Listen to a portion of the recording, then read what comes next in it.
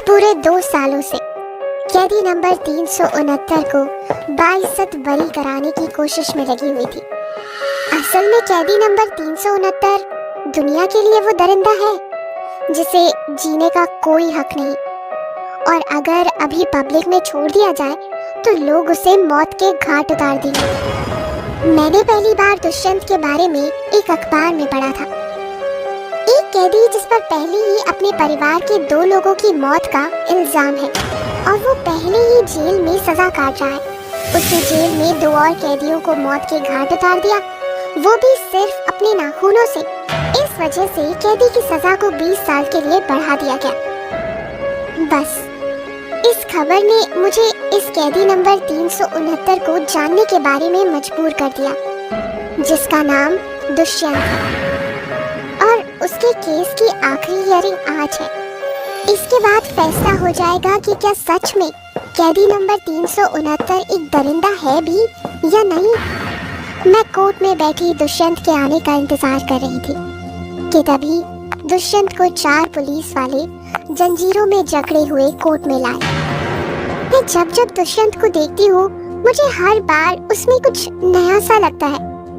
गर्दन तक बिखरे बाल, बड़ी बड़ी दाढ़ी, गोल गहरी आंखें जो एक पल को भी ठहरती नहीं, बस एक चेहरे से दूसरे चेहरे फिरती रहती है। उसके बर्ताव का भी किसी को भरोसा नहीं, कब पागल हो जाए या फिर कब हंसने लगे, खुद को नोचने लगे, कोई आइडिया नहीं। जज के आते ही हियरिंग एक पल में शुरू हो गई और दुष्यंत को कटघरे में लाकर खड़ा कर दिया गया। मेरे प्रोसिक्यूटर मिस्टर भट्ट एक सरकारी वकील बन मेरे सामने खड़े हैं, जिनका बोलबाला दिल्ली कोर्ट तक सुनाई देता है। जज साहब, ये शख्स जो इस वक्त कटघरे में खड़ा मुझे ही देख रहा है, ये किसी हैवान, किसी दरिंदे से कम नहीं है। मुझे बस ये बात समझ नहीं आती कि मिस देविका अभी तक इस भ्रम में क्यों जी रही है कि कोई 4 खून करने के बाद भी बेकसूर हो सकता है, जबकि इस केस के मुल्जिम ने खुद अपना जुर्म कबूला है कि उसने ही अपने परिवार के 2 लोग, अपनी माँ और अपनी 8 महीने की छोटी बहन को बड़ी बेरहमी से नींद नहीं खत्म कर दिया, वो भी तब जब वो महज 6 साल का था। और इसके बाद भी इसकी हैवानियत खत्म नहीं हुई। जेल में होने के बाद भी अपने 2 कैदी साथियों को बड़ी बेरहमी से मौत के घाट उतारा है। फिर कोर्ट का समय बर्बाद करने का क्या मतलब? मिस्टर भट्ट की दलील सुन दुष्यंत एकटक मुस्कुराते हुए उन्हें ही देखे जा रहा था, क्योंकि मिस्टर भट्ट की दलील सुन कोर्ट में बैठे लोग भी दुष्यंत की बातें कर रहे थे। तभी जज साहब ने ऑर्डर बोलकर सबको शांत कर दिया। मिस्टर भट्ट, आपकी बात हमने सुन ली, अब जरा मिस देविका की भी दलील सुन लें। आई एम श्योर उनके पास भी बताने लायक काफी कुछ होगा। और मैंने जो हिप्नोटिस्ट टेस्ट के लिए बोला उसकी रिपोर्ट आ गई क्या? जज साहब के कहते ही मैंने हाथ में रखी टेस्ट रिजल्ट्स को जज साहब को देते हुए कहा, जज साहब, मेरे रिक्वेस्ट पर आपने इस हिप्नोसिस टेस्ट के लिए परमिशन दी थी। उसके रिजल्ट्स चौंकाने वाले हैं। जिसे कानून ने 4 लोगों के खून के इल्जाम में सारी उम्र जेल में सड़ाया है, दरअसल उसे इस वक्त एक आम नागरिक की तरह ही अपनी जिंदगी बितानी चाहिए थी। मैं अभी बोल ही रही थी कि तभी जज साहब ने चौंकते हुए कहा, क्या दुष्यंत को मल्टीपल पर्सनालिटी डिसऑर्डर है? मल्टीपल पर्सनालिटी डिसऑर्डर का नाम सुनते ही एक बार फिर कोर्ट में शोर मच गया। क्या मजाक चल रहा है जज साहब इस कोर्ट में? आज से पहले इस कैदी के लिए तो कोई गवाही तक देने नहीं आया, और जब कोई गवाह मिला ही नहीं तो अब ये मल्टीपल पर्सनालिटी डिसऑर्डर का नाटक चालू कर दिया। खुद ही की कहानी छोटी बचती, कमाल है। मिस्टर भट्ट की दलील अभी पूरी ही नहीं हुई थी कि जज साहब ने मुझसे फिर पूछा, मिस देविका, इस रिपोर्ट को प्रूफ करने के लिए क्या आपके पास कोई और सबूत है?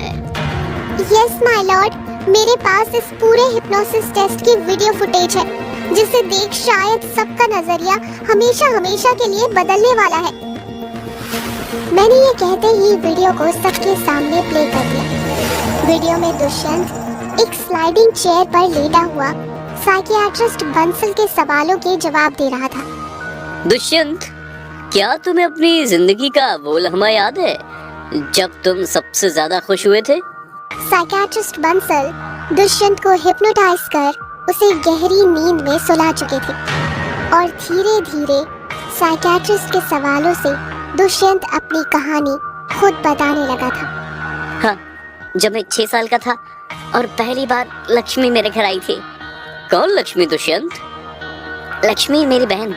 माँ को वो किसी कचरे के डिब्बे में रोती हुई मिली। माँ कहती थी कि उसकी और मेरी आंखें दोनों एक ही जैसी हैं, गोल और गहरी, इसीलिए हम दोनों भाई बहन हैं। और दुष्यंत तुम्हारी माँ, उनके बारे में कुछ बताओ। माँ बहुत प्यारी थी, वो हम दोनों को बहुत प्यार करती थी। हम दोनों ही इसकी दुनिया हुआ करते थे। वो चाहे कितनी भी थक जाए, उसे कितनी भी चोट लगे, पर हमें देख के मुस्कुराती थी। चोट लगे? ऐसा क्या काम करती थी तुम्हारी माँ? साइकियाट्रिस्ट के पूछने पर दुष्यंत चुप हो गया। उसकी सांसें तेज हो गई थी कि तभी उसकी आवाज एकदम से भारी हो गई। वो घुर्राने लगा, नींद में छटपटा रहा था। उसके शरीर की हड्डियां अब अकड़ने लगी थी। हेमा मेरी जान, क्या खूबसूरत बाला थी वो। कसम से जब पहली बार उसे देखा तभी मेरा ईमान डोल गया था। आज भी उसे देख मेरा रोम रोम जल उठता है। आप कौन है? मैं अघोरी, अघोरी नंदा, दुष्यंत का बाप। मैं और दुष्यंत की माँ हेमा एक दूसरे से प्यार करते थे। वो मेरे पास काला जादू सीखने आती थी। कहती थी मुझे लोगों को वश में करना सीखना है। मैंने उसे काला जादू तो सिखा दिया, पर हेमा तो मुझ पर ही काला जादू करने लगी थी। मैं खुद उसका गुलाम बन चुका था। वो मुझसे अपने सारे शौक पूरे करने लगी थी। मेरे पैसे, मेरे शरीर, सब पर उसका ही हक होता। फिर हम लोगों की जिंदगी में दुष्यंत आया। मैं दुष्यंत से बहुत प्यार करता था, मेरी जान था वो। पर उसकी माँ उसका जरा भी ख्याल नहीं रखती थी। दुष्यंत दिन दिन भर भूख के मारे रोता रहता, जिसका ध्यान रखने के लिए मैंने अघोरी विद्या का भी त्याग कर दिया था। हेमा को पैसे का बहुत लालच था। जब मेरे सारे पैसे खत्म हो गए तो हफ्तों हफ्तों तक घर नहीं आती थी। गैर मर्दों के साथ उसके ताल्लुक बढ़ने लगे थे। इस पर भी जब हेमा का पेट नहीं भरा तो उसने नशा भी चालू कर दिया। पता नहीं कहाँ से, पर उसने दूसरों का खून कर खुद को जवान रखने की कला सीख ली थी। अब वो मासूम और नौजवान मर्दों को अपने रूप के जाल में फंसा कर लाती और उन पर काला जादू कर उन्हें अपने वश में कर लेती। सच कहूँ तो मुझे अब हेमा से डर लगने लगा था, पर मुझे अपने बेटे को ये जिंदगी नहीं देनी थी। इसीलिए मैं दुष्यंत को साथ लेकर हेमा से बात करने शमशान घाट गया। मैं जब पहुंचा तो देखा कि हेमा एक अनजान मर्द के साथ संभोग में लीन थी। हेमा, ये तुम क्या कर रही हो? तुम्हें शर्म नहीं आती? हमारा एक बच्चा है। मेरी आवाज सुनते ही हेमा उस अनजान शख्स को अपने आलिंगन से दूर कर देती है। फिर गुस्से में मुझे घूरते हुए बोली, हमारा बच्चा? मेरा बच्चा अघोरी? दुष्यंत सिर्फ मेरा बच्चा है और तुम किस हक से मुझ पर हक जताने आए हो? भूल गए क्या हमारी शादी नहीं हुई है? सिर्फ दुष्यंत को यहाँ छोड़ दो और चले जाओ। पर मेरा मन नहीं माना। मैं हेमा को हमेशा हमेशा के लिए छोड़ दुष्यंत को अपने साथ लेकर ही जा रहा था कि हेमा ने मुझे अपनी शक्तियों से हवा में ऊपर उठा लिया। तो अब तुम मेरा सिखाया हुआ काला जादू मुझ पर ही चलाओगी? हेमा से कहता हुआ मैं भी अपने मंत्रों को याद कर हेमा को चुनौती दे रहा था, पर मैं भूल गया था कि हेमा मेरी हद और मेरी शक्तियों से बहुत आगे निकल चुकी है। अघोरी, शायद जितना तूने मुझे सिखाया था वो सिर्फ एक बूंद भर था और अब तो मैं काले जादू का समुंदर बन चुकी हूँ। देखना चाहता है मेरी शक्तियों को? ले देख। इतना कहकर हेमा अपनी आंखें बंद कर कुछ मंत्र बुदबुदाने लगी। जिस अनजान मर्द के साथ हेमा संभोग में लीन थी, वो देखते ही देखते एक विशाल काई चिन्ह बन गया। एक पल को मैं जान गया था कि हेमा की काली शक्तियों के आगे मेरे मंत्र एक पल भी नहीं टिकने वाले। हेमा के एक इशारे पर वो चिन्ह हवा में मेरे सामने उड़ रहा था। उसने पहले मेरे दोनों हाथों को मेरे जिस्म से अलग कर दिया और मुझे जमीन पर हेमा के पैरों में लापटका और बुरी तरह से मुझे पीटने लगा। 6 साल का दुष्यंत मेरे सामने जमीन पर बैठा मुझे ही देख रहा था। मेरा शरीर अब मेरे खून से पूरी तरह से भीग चुका था। मैं तड़प रहा था, चीख रहा था, पर हेमा ने मेरी एक नहीं सुनी। मेरे जिस्म में अभी भी कुछ सांसें बाकी थी, जिसे खत्म करने के लिए उसने मुझे जिंदा ही पहले से जल रही चिता पर लापटका। मेरी चीखें आज भी दुष्यंत के कानों में गूंजती है, क्योंकि वो वही था जिसे मेरी हालत देख मेरे मरने पर दुख हो रहा था। इतनी दर्दनाक मृत्यु के बाद आप दुष्यंत के शरीर में कैसे? कुछ समझ में नहीं आया। साइकियाट्रिस्ट के सवाल पर दुष्यंत के शरीर में रह रही दूसरी पर्सनालिटी यानी दुष्यंत के पिता अघोरी नंदा ने कहा, जो हादसा दुष्यंत ने 6 साल की उम्र में देखा था, शायद उसका जहन कभी उसे भुला नहीं पाया। मेरे जाने के बाद हेमा ने दुष्यंत पर बहुत अत्याचार किए।